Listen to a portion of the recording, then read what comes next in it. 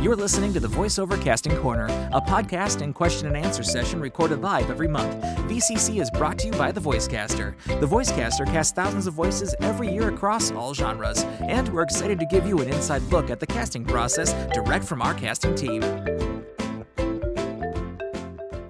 Hello, everyone. Welcome to Voiceover Casting Corner. This is our live podcast recording, and we will also do an Ask Us Anything, so you get to ask your questions. Feel free to put those in the chat at any point, and we will get to those shortly. My name is Kelly Moshinsky. I'm the owner and head of casting here at the Voicecaster. And I'm Catherine Horan. I'm the senior casting director here at the Voicecaster. Excellent. So today our main topic is going to be all about slates.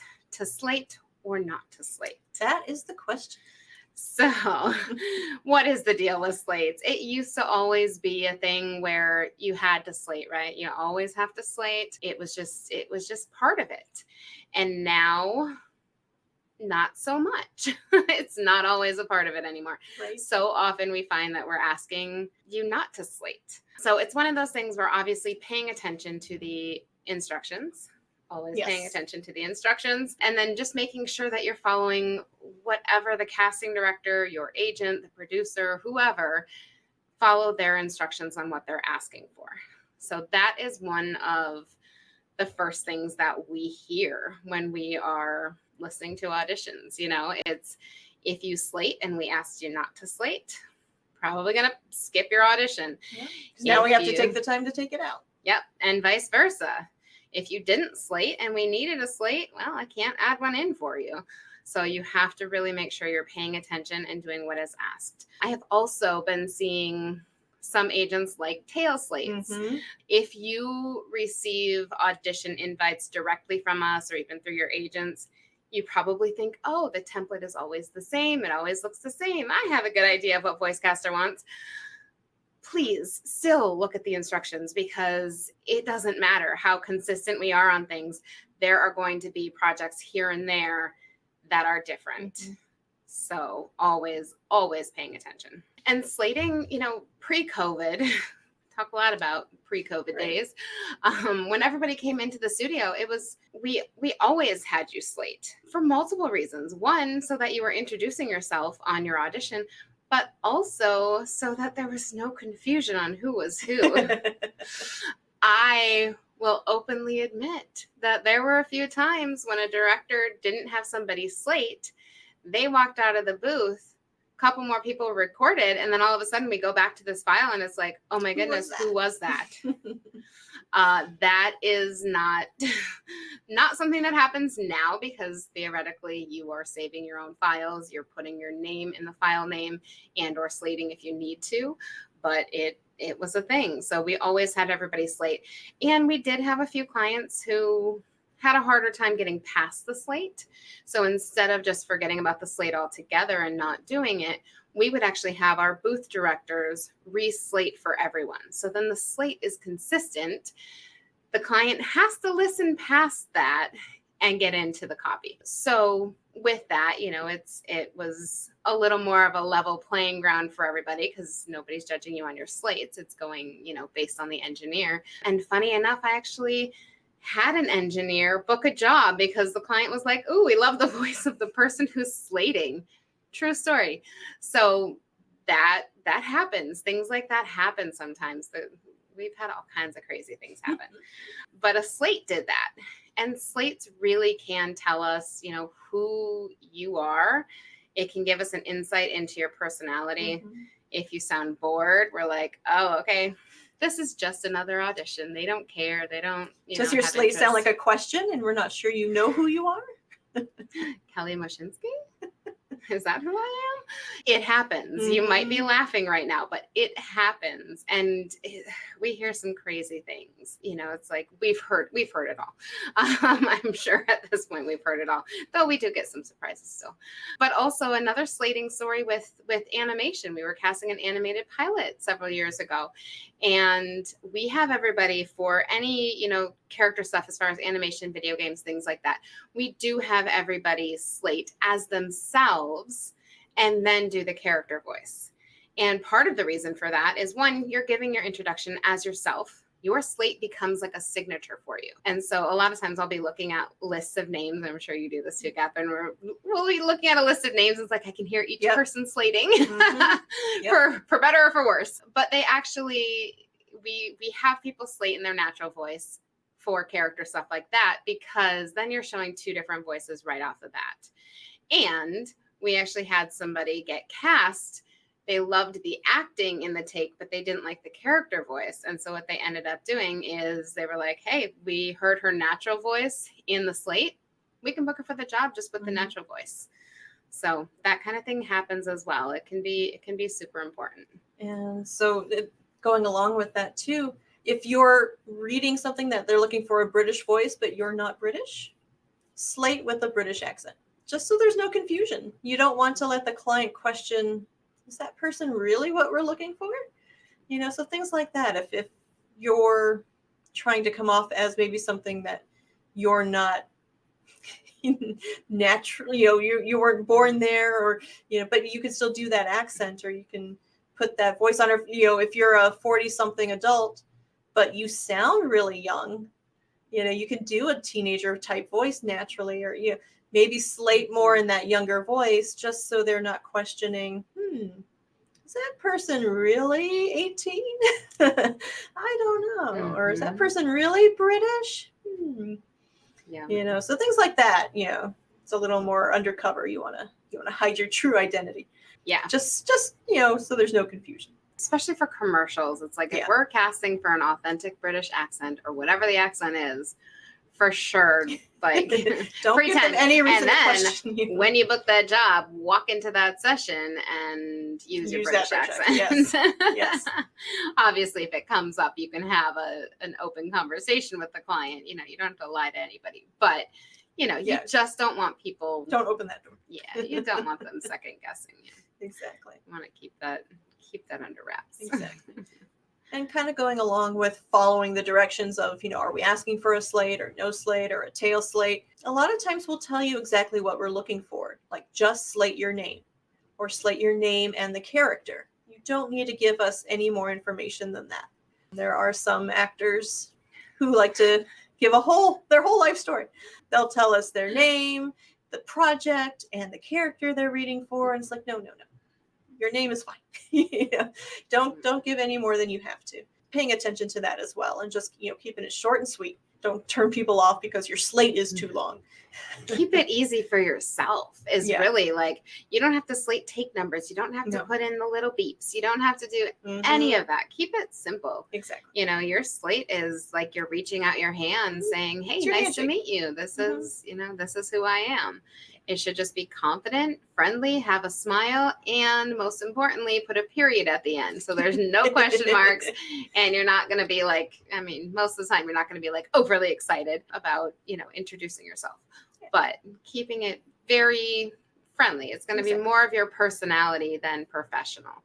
And then the next question we often get with slates is, well, should I adjust my slate to the tone of the script? And my answer is always no. Keep it as you. So even if you are like doing a PSA that's a little more heartfelt or heavy or serious, your slate can still have a smile. It can still be you and warm and inviting.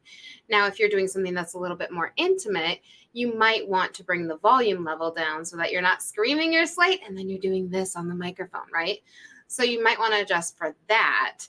But otherwise, your slate's going to be pretty consistent. It becomes a signature for you. It's something that we hear in our heads. Yeah. Like I said, for better or for worse. And clients will hear that name too, and they'll get familiar. Oh, that person, I like them. They'll get to know you too. All right. So what do you do if there's no instructions on a slate at all?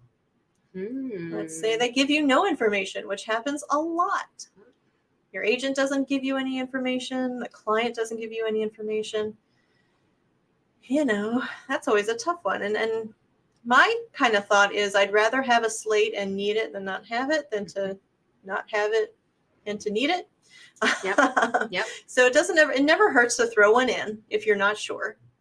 But you also probably can't get penalized if you don't have one at this point either. I don't know. What do you? It's so common. I agree. I would say I would much rather have to take somebody's slate off because it wasn't clear. And sometimes that's like on us. Like we'll have typos sometimes where it's like in one part it says slate and one part it says don't slate. You know, I would much rather have the slate and be able to remove it than to need the slate and not have it, because I'm probably not going to go back through old auditions and stuff to find your slate, you know. And obviously if it's a mistake on our end or the client's end or your agent's end, you know, nobody's going to penalize you for that. So don't stress about that. But yeah, that is a thing. And, you know, you'll also hear some conflicting information when it comes to other genres. Mm-hmm. So sometimes with like animation, you'll have casting directors who want you to slate in character. If that's the case, do what they're asking. Always do what they're asking. It doesn't need to be like, well, Voicecaster told me to slate as me. It's like, well, no, if that's not our project and the casting director asked you to slate in character, then you better slate in character. Exactly.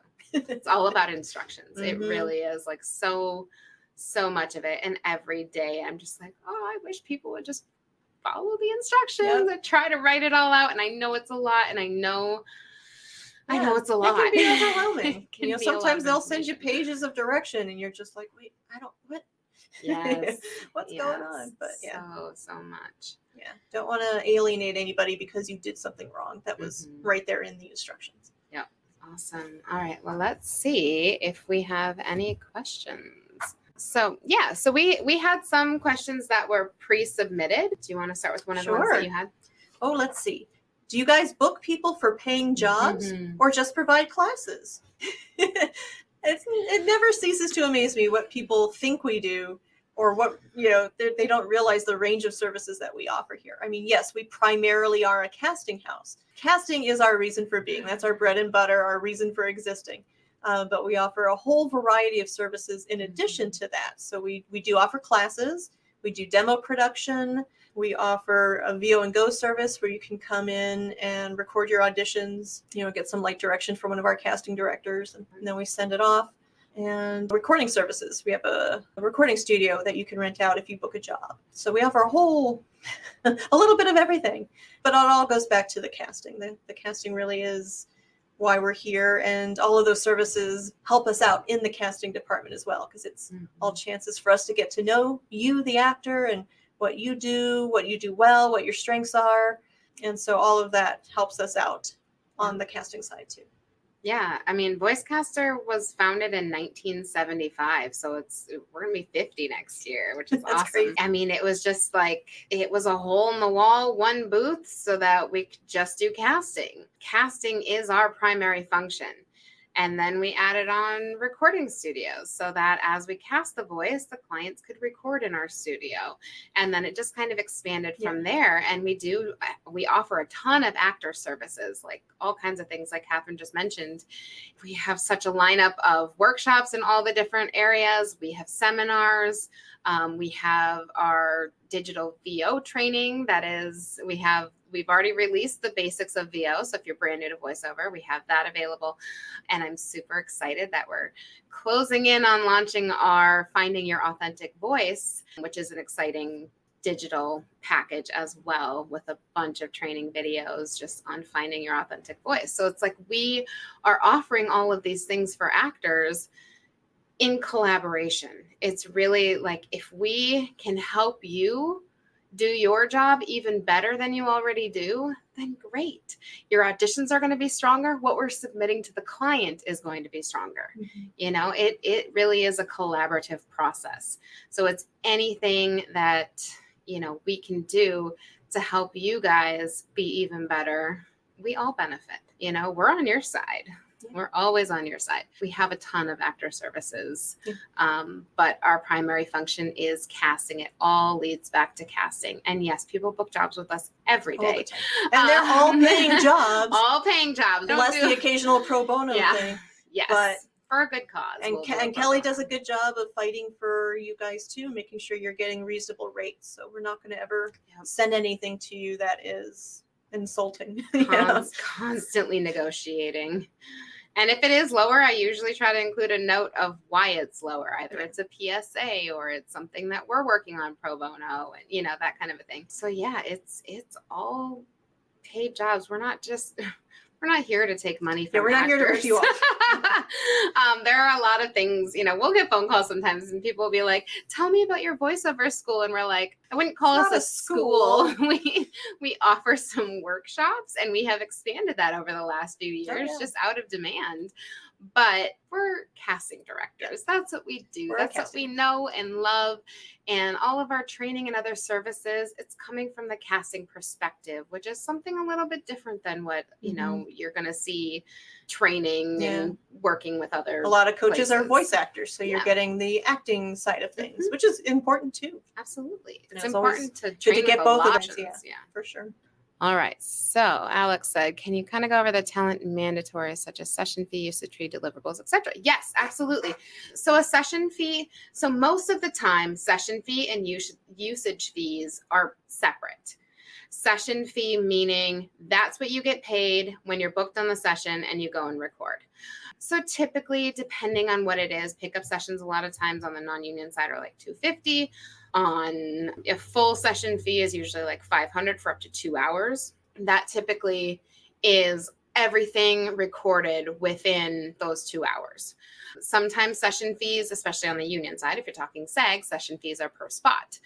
But on the non-union side, it's typically for everything recorded within 2 hours. So at the bare minimum, you are going to be getting a session fee. Usage is never guaranteed. So it's just like on camera where it's like you might get cut. You might not make the final spot.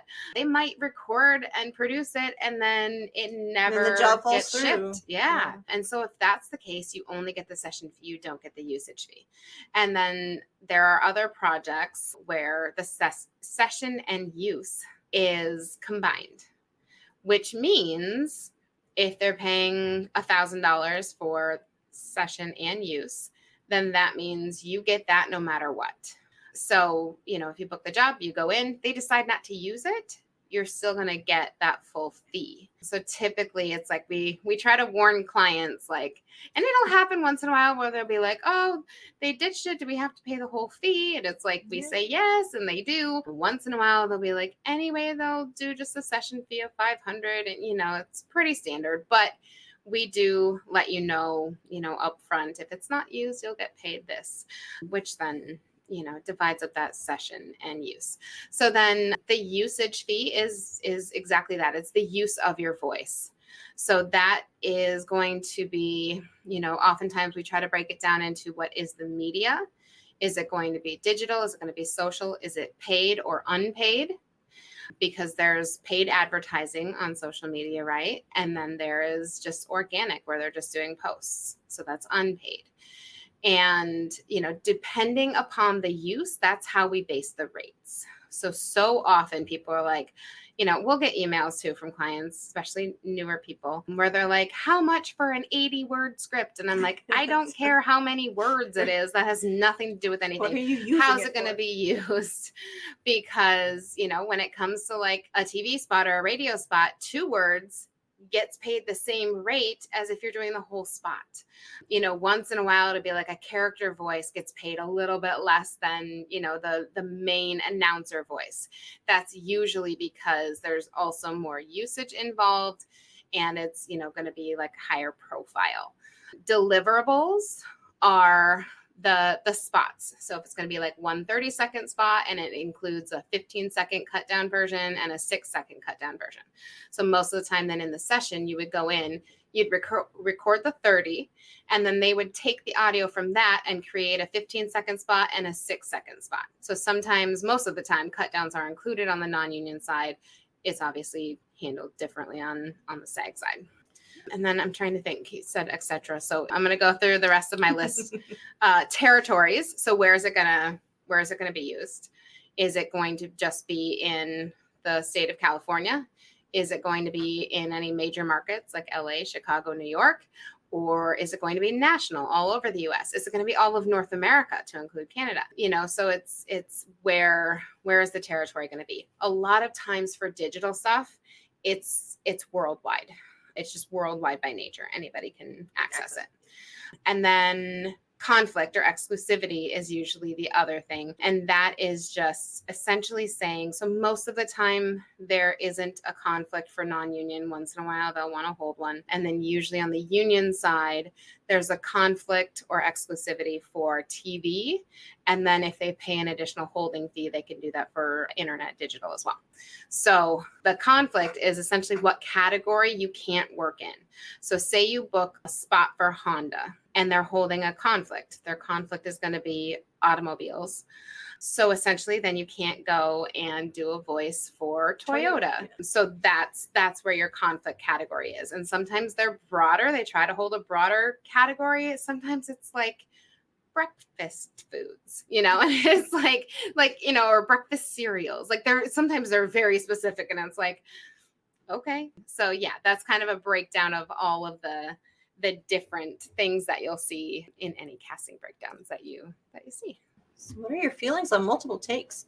I love multiple takes. Again, kind of going back to the theme of the episode of following directions. Sometimes they'll specify how many takes.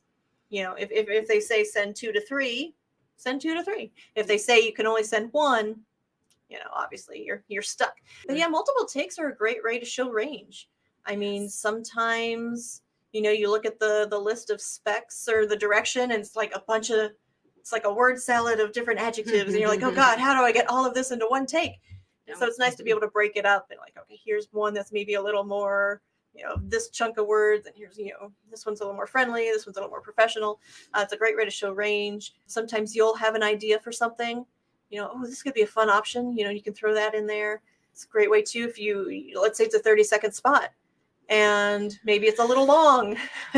You can do like, okay, here's my take going as quickly, as close to the time as I can. But here's a take that's got the read that you're looking for. Mm-hmm. So then you can showcase, hey, here's the read that you want, but I can also get it in the time you want. Just know it's going to be fast. So it's a nice way to be able to showcase again your range and what you can do. Being able to show your versatility with the script, maybe you can dial the energy up or dial the energy back, things like that.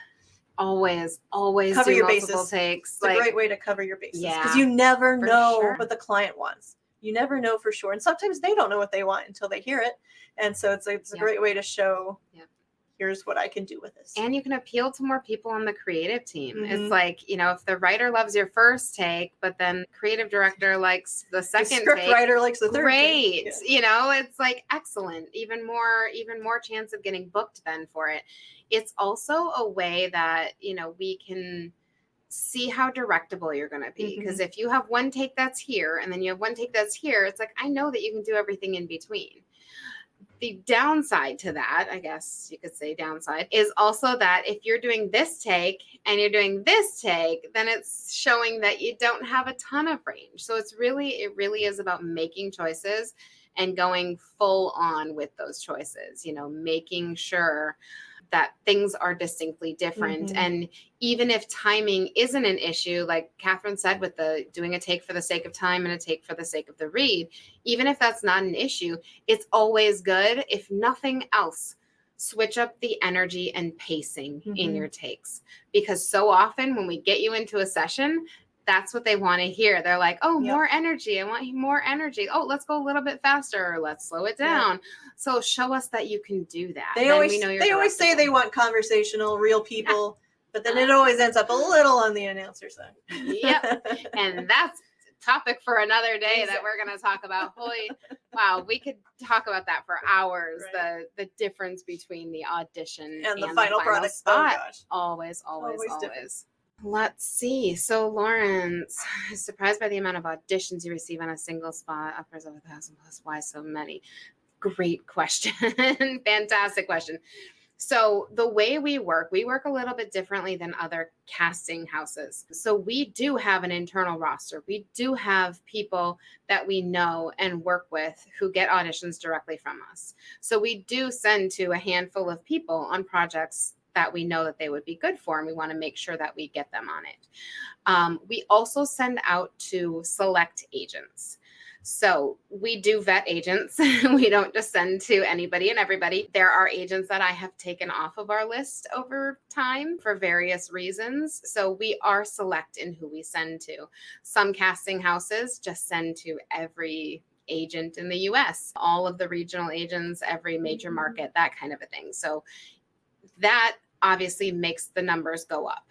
So what we find is that typically, on average, I would say we get between 300 and 800 auditions for any project. There are projects, plenty of them, where we end up with 1,200, whether that's a single voice or 4 voices.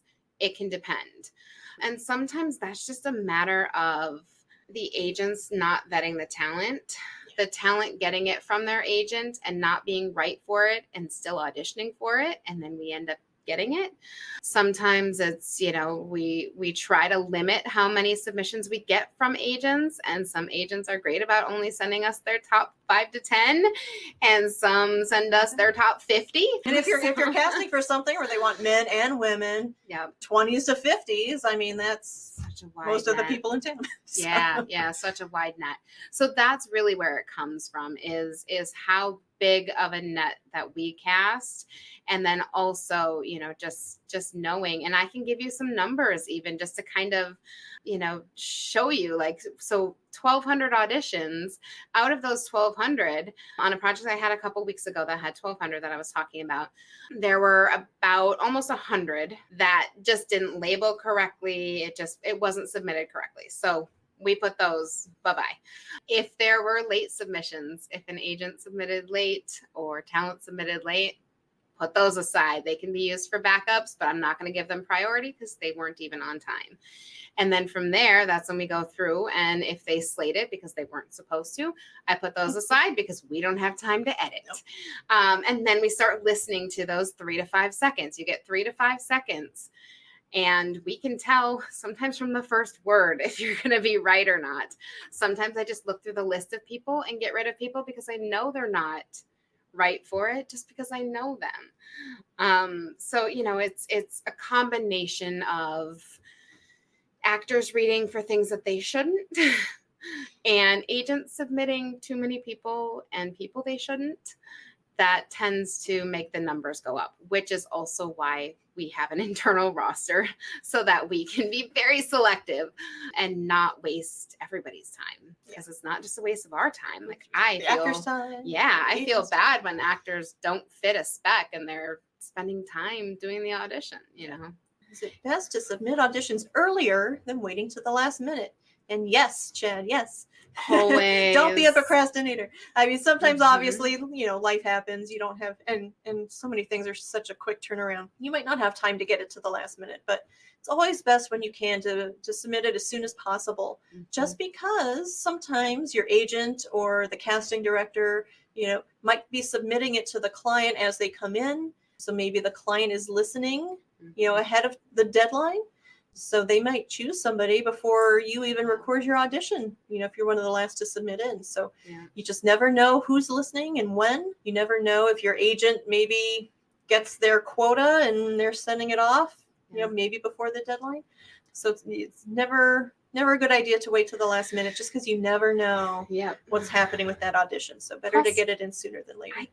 I feel like we get emails all the time as well, where people are like, "Oh, I'm trying to upload it, but it's not uploading. It's a couple minutes Technical late." It's issues. like, well, why'd you wait until the last minute? Too. But things do happen. Like there could be a tech issue, and maybe you've got to fix that, or maybe some agents give feedback. Maybe you submit it to your agent, they'll listen and give you some redirects. So you want to allow time for all of those things as well. Yeah. Do it early. The earlier, the better. And there are some projects for us too, where it's like we have it due at noon the next day. However, the client is in a rush and they're like, "Hey, can you send me the first batch tonight and then send me the rest tomorrow?" Well, going back to that, say we're going to get 300 auditions for this project. And on our projects, I mean, we're submitting, sometimes it's 5 people per role, sometimes it's up to 30. So it's one of those things where, get it in, because if I have to submit the first 10 tonight and another 10 tomorrow, well, there's going to be fewer to choose my 10 tonight than there is tomorrow. So it's also like your chance of getting into that first batch then is also, higher. So, and then of course you can always, if you're talking to your agent, so that's obviously, if you're submitting directly to us, submit as soon as possible. You can always ask your agent too, like, should I be sending to you as soon as I get it? Because some agents will be like, don't worry about it. I don't send it until the deadline. Open up those lines of communication with your agents always. Where can we find specifics about the usage of renting a PC studio? We offer a few different session types here. We can do a straight record, which is just you coming in. We'll record you. There's nobody directing. We can do a phone patch or a Zoom call. So the client will patch in over the phone or over Zoom and direct you while we're recording. Or there's Source Connect, where we're connecting to another studio. The actor's here with us, but the studio's connecting and recording on their end. And those rates, our standard studio rate, it's $80 for every 30 minutes. And we do have an actor rate if you have to pay out of pocket. Let's say you book a job on your own and you have to pay for it.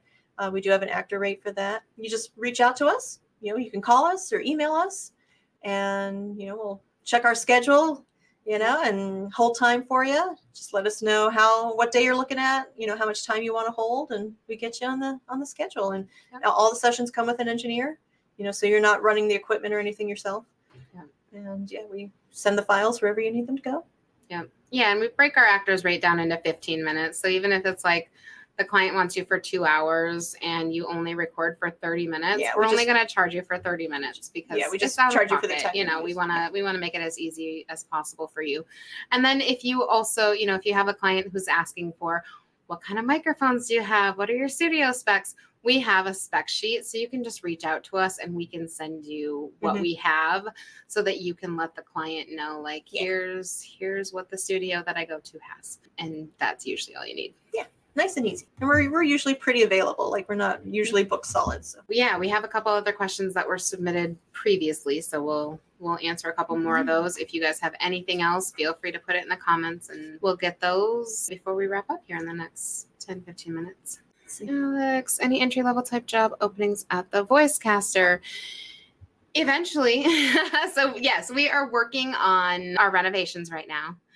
And once those are done, we will probably be adding to our team. So reach out, check in. Alina, you offer coaching? How far in advance? Yes. So we offer two types of coaching. So private coaching, you can get the sheet from us if you'd like of which one of our casting directors here offer private coaching, and you can set those up with each of us directly. We have varying rates, schedules, all of that. So you can reach out for that. And then if it's for like an audition that you got through your agent, we call that VO and Go. It's our audition recording service. It's $10 for 10 minutes.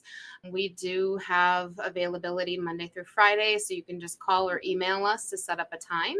And then you can come into the studio. We will record you, give you feedback, redirect you, do all of the editing, email it or upload it wherever it needs to go. I don't say we've got coaching with that. We do expect you to come in prepared, do your practicing at home, try and make your choices there. But you come in, we'll give you some redirects. We'll make sure everything's sounding good, that you're on the right track. Yep, absolutely. Yeah, so that's something that we offer regularly as well. So kind of two options there. Dominic's talking about headphones and how you can hear so much more. I talk about this all the time with people because it really is a matter of when you have headphones, you are hearing way more than we ever will. Some people are listening on desktop speakers. Some people have earbuds in. Some people are listening in the car. Some people, it's like you have no idea. They might just be listening through their phone. You have no idea how people are listening. So don't stress, panic about how it sounds. It's an audition. It's not the job. So. And even when you're recording, it's like you're going to hear some mouth clicks and stuff that might distract you because you're literally in your head listening. But a lot of that stuff doesn't even translate into the recording, so you don't have to stress about it. Yeah. This question, I think I have some natural talent, but I don't know what to do with it. So we get those kinds of calls all the time. People like, oh, I always hear I should get into voice acting. What do I do? Or, I've always wanted to do this. This looks like fun. What are my next steps? And, definitely classes are always the best place to start out, because train. Yeah, you'll learn about the industry. You'll learn what your strengths are as a voice actor. You'll be trying all types of different styles and reads, and you'll find out, hey, maybe this could be a good fit, or maybe this is more work than I thought it was going to be. Maybe it's not for me. Those kinds of things. So definitely classes, training. That's the best way to get your feet wet. Try it out and see if you like it. Test it. How can you see if you have any skill or talent in it if you don't try it? Nobody's going to book you on a job so that you can try it, unfortunately. So you have to take those other avenues. And, we hear all the time, like, oh, I love reading books to my kids. I do all the voices. And it's like, okay, that's great. And your kids probably love it. But on a professional level, this is a career. It is a profession. And so, you gotta take it seriously. You have to just jump in, take a class, even if it's a 1 day, just kind of quick intro thing, just to learn a little bit about it. And our classes are a safe space too. So you can feel free to come and, try things out, and we're not going to beat you down or ridicule you in any way. Ask questions. We're all about just ask questions. That's why we're here. That's why we do this every month, so that you can ask questions, because we want to help. We want to make the whole process smoother for everyone. Last question then. What is an ABC and how do I handle it? So this is something, I have this happen in sessions from time to time. When a client will tell the actor, okay, give me an ABC of this line. And that simply just means give me 3 in a row. So you're doing 3 takes of that one line. And sometimes the actor, they'll do a set of 3, and then the client doesn't immediately chime in. So then they keep going. And it's like, no, just stop at the 3. Because, nobody's saying anything, but they might be discussing things. Maybe the engineer is waiting to get feedback from the client on what they want to do next. So I know it's weird. You get that awkward silence, but don't feel like you have to fill that silence. If they just ask you for 3, just do 3. And then wait for them to tell you what to do next. Don't give them more than they asked for. Because sometimes they've stopped recording. And if you keep going, it's like, oh, crap, I'm missing those takes. And maybe those were really good and they didn't get them. So then you got to give them the best one yet. And definitely, when they're not recording every time. So if they ask for 3, just give them 3. And that's what ABC means. If you're new and you haven't heard that before, give me an ABC. It just means do 3 in a row. Yeah. ABC 1, 2, 3, and 3 in a row. That's all mean how the same they're referred to. Yeah. But just give 3. Don't feel like you've got to keep going just because nobody's saying anything. That happens a lot in sessions, and I was like, you know what? Yeah. Should let people know. You don't have to keep going if nobody immediately chimes in to give you feedback. So. Yep, absolutely. And then along those same lines, it's what do you do or say when a client is happy, and then asks you, the talent, is there anything else you want to try? Yeah, I hear that a lot in sessions too. We're like, all right, oh, this is great. Hey, anything else you want to try with the script? And don't ever feel pressured to I feel like sometimes that puts a lot of weight on the actor, like, oh crap, I got to come up with something amazing and brilliant. And it's like, no, if you feel good about the work you've done and the client seems happy, you should be happy. I mean, if you really do have an idea, great. Yeah. You'll let them know and they'll let you try it. But don't get insecure about it. Yeah. And don't feel pressured to come up with something. If you're happy, just say, no, I think we got good coverage. It's not that part of the interview where you have to ask a question like, do you have any questions for us? And then you have to ask a question about, to seem interested. Yeah. You don't have to do that here. You do not have to do another take, especially if they're happy. Their reason for doing that most of the time is just a collaboration. They want to make sure that you're feeling good about it. That sometimes it's like, if they're like happy with it, but then they have this inkling of like, well, I wonder if the actor has something else they want to do, if it's feeling good and you're like, hey, if they think we've got it, great, then good to go. Who am I to say they don't? Yeah. Exactly. And, that goes kind of an add-on to that is also being careful not to, when they're like, okay, that's great. Thank you so much. Have a great day. I've seen people then say, oh, could I try one more? Yeah. And then all of a sudden it's like, oh, the client had it. They were happy. And now you've made them second guess themselves. Yeah. Just be done, happy. Thank you. I'm here if you need anything else. Have a great day. And I see that a lot on shorter sessions where they come in, they just knock it out and they're done. And the actor's like, wait, that's it? And that's okay. Not every session has to be hours long or you've got to do everything 1,000 times. Like sometimes, if you're doing what you're supposed to be doing, if you're giving them what they're wanting, yeah, you might be in and out. Yep. And that's okay too. Sessions, 10 minutes. Right? You're still getting paid the same. Yep. Take that money and run. Yep. All right. And Alina said, timing question for a 30-second spot. Sometimes my take will be exactly 30. Is that too long? No, that's totally fine. That's totally fine. And honestly, it's like if it's a 30, most of the time, like give or take 5 seconds is okay. So yeah, that's totally fine. Not too long. Sometimes they'll be specific and be like, we need this 30-second spot to come in at 28. Obviously, if there's something really specific on the script, make sure you're doing at least a take in that specific timing. But if it's a 30 and you're coming in at 30, great, you're good to go. Mm-hmm.